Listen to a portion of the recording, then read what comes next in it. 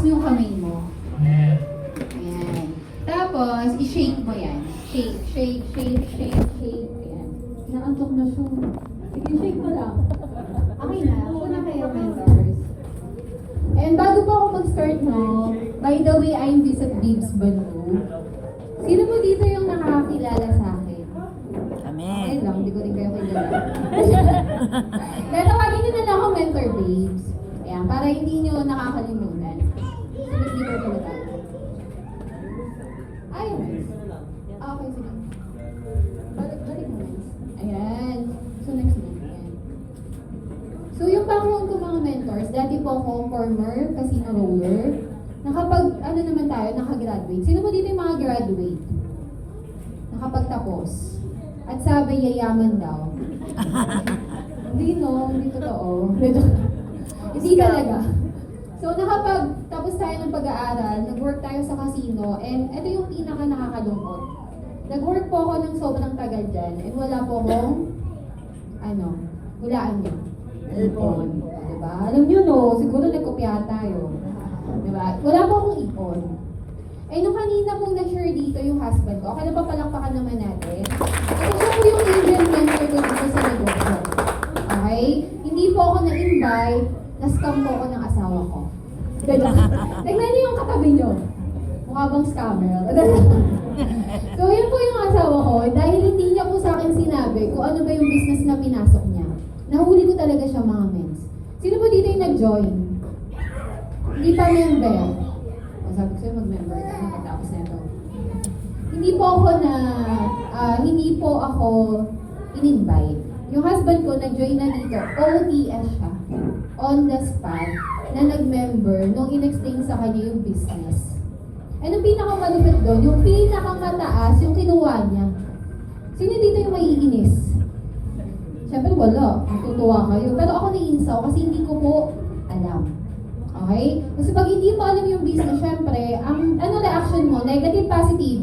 Negative. Negative. Bakit nag-start ka agad sa mataas? Diba? Pwede naman sa mababa, pwede ka naman mag-silver. Pero siya po, yung pinakamataas po yung kinuha niya.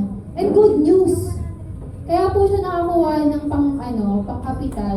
Yung po yung hindi ko hawak na passport, yung parang income niya sa dollar account niya. Kasi hindi ko talaga makuha yun dahil siya lang makakuha nun dahil nakapangalan sa kanya. Okay? So yun po yung nangyari sa akin. And na-open ako dito dahil po nagkasakit ako. Okay? So hindi po nakita sa akin, wala po akong diagnose. Bigla na lang ako nagpa-check up, yung x-ray po sa akin may pneumonia ako. And dumating sa time na naggamot po ako. And dahil ako po yung kailangan ng family namin, wala akong nagawa, kundi nagpahinga lang ako. Hindi po ako nagtrabaho. So ang realization ko dun mga mentors, kahit gaano ka pala kalakas, tingnan mo yung tsura mo. Tingnan mo, baka hindi ka nag-work. Hindi mo kasi masasabi kung may sakit ba yung katabi mo. Tama po? So ako po, wala po akong kumbaga hindi makikita sa akin na may sakit ako nung time na yun. And alam nyo ba mga mess, dun po ako na-open mind dito sa business. Okay lang ba palakpakan naman natin yung Iron World? Diba? So nagkaroon po tayo ng sakit and inatan po natin yung business. Sino po dito yung mga negative katulad ko? Hindi naniniwala. Yan. Yun po yung mga halimaw na ngayon, diba? Diba? Commonly kasi, kaya hindi naman po sila naniniwala at negative dahil po may mga experience na before. Kaya kung may makakilala ka na baka nakausap mo, sabihin mo, negative ka dito, bakit? Ano ba yung na-experience mo before? Okay lang ba tanungin natin sila? Kasi ako mga mens, kasi ako, na-kidnap approach sa dating company. Ang hinahanap ko po, trabaho. Yung palang mag-negosyo ko, wala akong pera. Diba? So yun po, doon po ako na negative. And dumating po sa time, kung naaral ko yung business, ito na po tayo. Ayan. So yung deepest way ko po yung family ko. Ayan po, may isa po akong anak. No? 13 years old na po siya ngayon. Diba? Mukha na siyang kapatid ko na. And then po yung family ko, kung makikita niyo po dyan, ilan po kayo magkakapatid? 6 plus 2. Kasi namatay po yung father ko ng 40 years old, high blood. And yung mother ko, kung nakikita niyo sa gitna, diba? May 2 pa siyang anak kasi nag-asawa pa po siya. And ang na-realize ko po dyan, no, na wala silang inaasa siya, kundi sa akin lang. Kaya nung nagkasakit ako mga mens, na-depress talaga ako.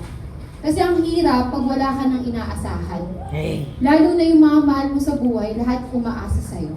Sino po nakaka-relate dito? Ganun po kasi, mahirap po kasi tumulong, lalo na kung wala ka. Tama po? So, dumating po sa time, yun po, bali, ito sa kabilang side naman, sa side naman po ng husband ko, and yung father niya po, no, nasa IAM Worldwide na din po, no, gold package po, and ngayon po, no, wino-workout po yung IAM Worldwide, diba? So, yung kapatid ko po, kalala niyo si John Ezekiel, diba? Dati po siyang pinalayas lang sa bahay. Pero right now, top year po ng IAM Worldwide. Palakpakan naman po natin, diba? So, next.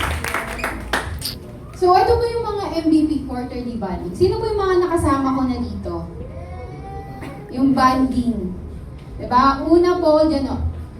Ito po yung una nating quarterly banding. Pangalawa, dito sa Pampanga. Ito po yung pinakamaganda. Yung pangatlo. Diba? Sobrang ganda dyan mga mentor sa Batangas. And lahat po yan, libre. Kumbaga, bayad ni Mentor P. So, ano pa palakpakan naman natin sa Mentor P? Diba? So, yung mga kasama po natin dyan, yung mga nasa top ng MVP, the St. Louis Sports Car Achiever, Millionaire Circle, diba? Yung mga top aces, yun po yung mga nakakasama natin dyan. Okay lang ba? Next time kasama na kayo? Sino yung gustong kasama? Isa pa, kasi yung iba hindi tumataas eh. Sino pa yung gustong kasama? Ayan. So, sige, next muna. So, ito po yung mga sample income natin, no? Dito po kasi, syempre, kapag once na ginawa mo na si IAM Worldwide, hawak mo kung ano yung gusto mong kitain. Tama po? Kasi kunyari, tamad ka, ang kita mo talaga konti lang. Tama po? Sa work mo, sobrang sipag mo, pero same lang kayo ng katrabaho mong tamad.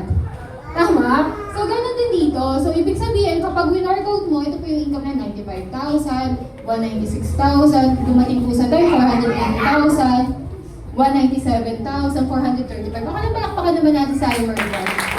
Kaya ako po yung pinapakita sa inyo, kasi yan po talaga yung potential na income ni IAM na pwede pa natin higitan. And alam niyo kung bakit po hindi na ako negative, kasi kumikita na po tayo ng ganyan. Diba? So, next po. So, ngayon po, no, 300,000 na lang, 5 million circle na po tayo. Isang J for you na lang, tama? So, dito po sa IAM Worldwide, kailangan pala, sa unang taon, siguro nang-hit namin yung first million namin, 2 years kami. And after a year, na-hit namin mga ilang months na lang, 8 months. After a year, na-hit namin mga 6 months na lang. Palit po ng palit. And dadating yung time, alam niyo po ba, dito ko po na-experience na yung isang buwan, kalahating milyon yung kinita mo. Eh, nakakatuwa lang dito. Sige po, next. Yan, ito po yung mga elite executive natin sa iba-ibang lugar, no? Ito po yung sa Diamond, no? Sa Mentor Juliet Kid, Diamond po ng Baguio. Gusto niyo po malaman yung kwento ni Mentor Juliet? Yes. Si Mentor Juliet po, nung time po na nakilala ko siya, yun yung mga time na mag-quit na ako. Sino ba yung mga gusto na mag-quit dito? Siyempre, hindi mo tatay sa iba. Diba? Pero yun po yung time na ayoko nang gawin si IAM. Kasi nakakapagod. Alam niyo po mga mens, dahil nga habit na ni Mentor Bizet na mag-post, nag-post ako. Sabi ko, Lord, di ko na bahala. Alam niyo kung sino nag-inquire? Si Mentor Juliet Kid. And nung time po na yan, nag-ano po siya, nag-silver. And nagulat na ako mga mens, ang dami niya palang kakilala. Kaya nung nag-silver po siya, pumasok po sa kanya nung time na yun, 17 jades. Grabe. Pinastop niya yun. Kasi gusto niya muna mag-upgrade bago pumasok yun. Kaya minsan mga mentors, gusto ko lang malaman yun, na minsan, the moment na wala ka ng pag-asa, pero nakikita ni Lord na hindi ka pa rin sumusuko, ibibigay yung mga tamang tao para sa'yo. Amen. Ako na po, palakpakan naman natin si Lord. And right now, mga mentors, nagpagawa po siya ng dalawang emerald. Bali, tatlo na si Mentor Karen. Yung isa po na latest natin. And nakakatuwa lang, lahat po yung under po ng Baguio. Diba? Sino po yung kilala ko? Isang tao lang. Sino po? Mentor Juliet Kid. Kaya hindi niyo po masasabi kung sino yung mga taong makikilala niyo. Baka yun na yung alas mo. Sige, tignan mo mga katabi mo. Mukha bang alas? Yes. Yes. Mapang-alas. So, ayan po, no, nahit natin yung luxury ng company. And nakakatuwa kasama natin sa Mentor Juliet, no? Yung una, di ba? Tapos, ito po, next natin yung 200,000. Palakpakan naman natin sa Iron Worldwide. Kasi nahit natin 200,000, libre. Di ba? So, dito po, nahit din natin yung Taiwan, di ba? Travel ka, hindi na pwede ganda-gandahan. Kasi dati sa work ko po, ganda-gandahan lang literal doon. Pero wala po talagang literal na, alam mo yun, mag-enjoy ka. Talagang puro work lang. So, yun po, no, edi nakapunta tayo ng Taiwan, libre ni Mentor Peach. Next po. Ayan. So, sino po magsasabi sa atin na dating nagkukumute lang kami, nakamotor? Baka sinasabi namin sa mayaman na yan, marami na yung pera, nag-start. Hindi po. Ayan po yung tsura namin nung nag-start po kami dito. And alam niyo mga mens, kwento ko lang sa inyo, nung nag-start ako dito, hindi rin ako marunong mag-invite, hindi ako marunong magbenta. Sa lahat ng mga kasama kong mga mentors, ako po yung hindi kumikita. Pero lagi kong sinasabi, kung nagawa nila, magagawa ko. Pero alam niyo mga men, good news, lahat po ng kasabayan ko, lahat po nawala na sila.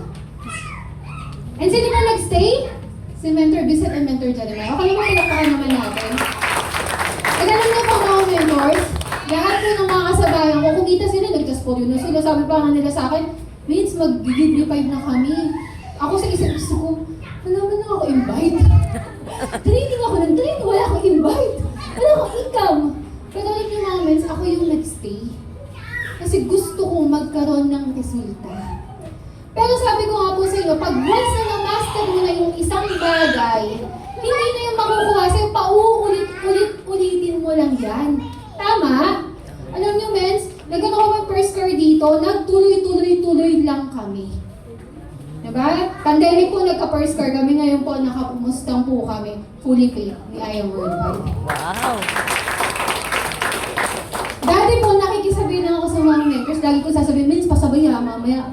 Sabay ako, balintawak lang ako ha.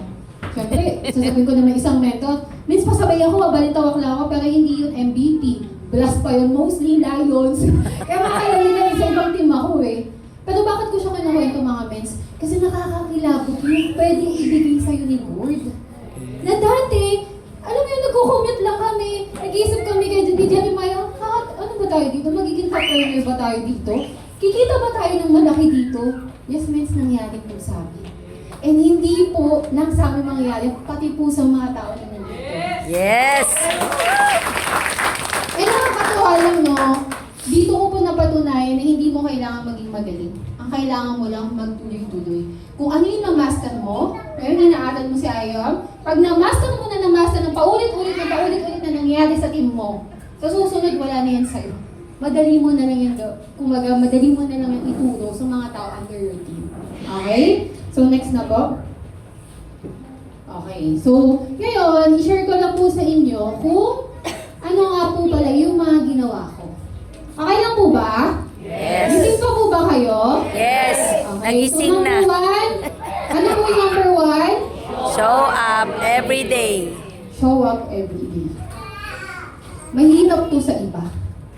Kasi yung iba, the moment na nadadown na sila, gusto na lang nilang mag-stuck sa bahay. The moment na wala silang piling nila, wala nang mangyayari sa buhay nila. The moment na, alam mo yun, na panghinaan, na reject, wala silang makausap, feeling nila wala na silang pag-asa. Pero alam niyo mga mentors, the moment na mag-show up ka everyday, yung pinapakita mo kasi kay Lord, na deserve mo yung success na ibibigay niya sa'yo. Yes. Kailangan mo lang ipakita sa kanya na deserve mo yun. Kaya okay lang papalakpakin mo yung sarili mo kasi nandito ka sa MVP. Kasi nag-show up ka, tama? Show up is the best. Ibig sabihin, yan po yung key. Yung ibang mentors nakikita nyo dyan, parang lugbok sila, pero yung ibang ngumingiti sila, hindi mo maramdaman mo, pinagdadaanan sila. Show up. Pakita ka lang. And the moment na nagpapakita ka, makikita ng team mo, ay si mentor, siya lang mag-isa, nag-show up pa din siya. Wala naman yung grupo niya doon, pero siya mismo nag-show up. And so, paano na po lahat yun?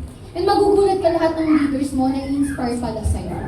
Kasi pinapakita mo sa kanila yung good example na kahit walang nag-show up sa team mo, ikaw mismo, na leader ka, pag leader ka, ikaw mismo, nag-show up ka. Yes. Okay, so next tayo. Focus on activities na just result. Marami sa atin dito gusto ng resulta. Marami sa atin dito